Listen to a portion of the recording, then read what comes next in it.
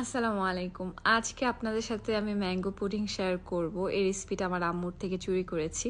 কেন আম্মুর এই ভিডিওটা অলরেডি পেজে দেওয়া আছে। সো এখানে আমি আমি না সরি আম্মু আম পিউরি করে নিচ্ছে, তার সাথে ডিম, তারপর ভ্যানিলা এসেন্স দিয়ে মিক্স করে নেবে। আমি এত ডিটেলস কিছু বলবো না, আপনারা দেখে বুঝতে যাবেন। আর যদি আরও ভালোভাবে বুঝতে চান তাহলে আমি কমেন্ট বক্সে লিঙ্ক দিয়ে দিব, সেখানে যেয়ে দেখতে পারেন। তারপর চিনি দিয়ে আমি এটা সুন্দরভাবে, আমি কেন বলি আম্মু সুন্দরভাবে উইক্স করে নেবে। তারপর দিয়ে দিচ্ছে এখানে 1.5 কাপ তরল দুধ। এটা ঘন করে দিলেই ভালো হবে। আর তার সাথে দিয়ে দিচ্ছে ফ্রেশ ম্যাঙ্গো পিউরি। আর এই রেসিপিটা এত এই ম্যাঙ্গো পুডিংটা এত মজা, যদি এটা সারা রাত ফ্রিজে রেখে তার পরের দিন যদি খায়, এই গরমে ঠান্ডা ঠান্ডা একটা ডেজার্ট, কেন আমরা গরমে অলওয়েজ ঠান্ডা ডেজার্ট খেতে পছন্দ করি। পার্সোনালি আমি পছন্দ করি, লাইক ফালুদা বা এগুলা কাস্টার্ড, এইসব টাইপের জিনিসগুলা কিন্তু খেলে অনেক ভালো লাগে, গরমের দিনে একদম বেস্ট।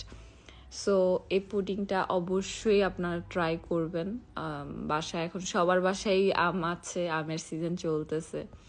সো এখানে পুডিংয়ের জন্য এখানে কারামেল করে নিয়েছে। কারামেল করতেও একদম ইজি, এই বাটিটার উপরে বসে দিয়েছে।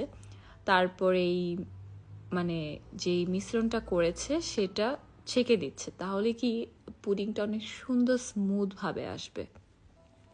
সো এখন এটা বসিয়ে দিবে, এটা চুলোতে যেহেতু করবে। তো এরকম রেসিপি পাওয়ার জন্য আমাকে অনেক আপুরা লিখে, আপু এটা সেটা ওইটা, বাট আসলে কি সময়ের জন্য করা হয় না।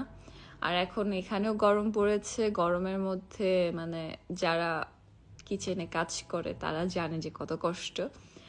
সো সব কিছু মিলিয়ে একটু আমার জন্য একটু হয়, বাট আম্মু এখন তার পেজে বেশি ফোকাস করছে, যেহেতু উনি ওয়েট লস জার্নিতে আছে।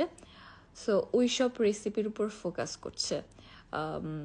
ডিনার, তারপর লাঞ্চ, ব্রেকফাস্ট কি খেলে ভালো হবে কি না, আম্মুর পার্সোনাল যেটা ডায়েট চার্ট সেটা শেয়ার করতেছে। এখন সবার বডি তো সব কিছু এক না, অনেকজনের সাথে ম্যাচ নাও হতে পারে। সো ওইটা করছে। ওইটার জন্য আমার আম্মুর পেজের সাথে থাকতে হবে, তার সাথে আমি লিঙ্ক দিয়ে দিব কমেন্ট বক্সে। তো এই তো পুডিং 30-40 মিনিট পর হয়ে গিয়েছিল, আমি এটাকে সার্ভ করেছি। তো ভিডিও নেওয়ার রাইট আছে আমার। তো উপরে আমি সামান্য ম্যাঙ্গো দিয়ে ডেকোরেশন করে দিচ্ছি, আর এটা ফ্রিজে রেখে দিতে হবে। এখন আমি এটা দেখাবো যে পুডিংটা কেটে কত সুন্দর হয়েছে, আর দেখতে অনেক ভালো লাগছে। তো এইটা 1 মিনিটে শেষ হয়ে যাবে, যদি আপনারা সারা রাত দরকার নাই, 3-4 ঘন্টা রাখলেই হয়ে যাবে, যতক্ষণ পর্যন্ত না ঠান্ডা হয়।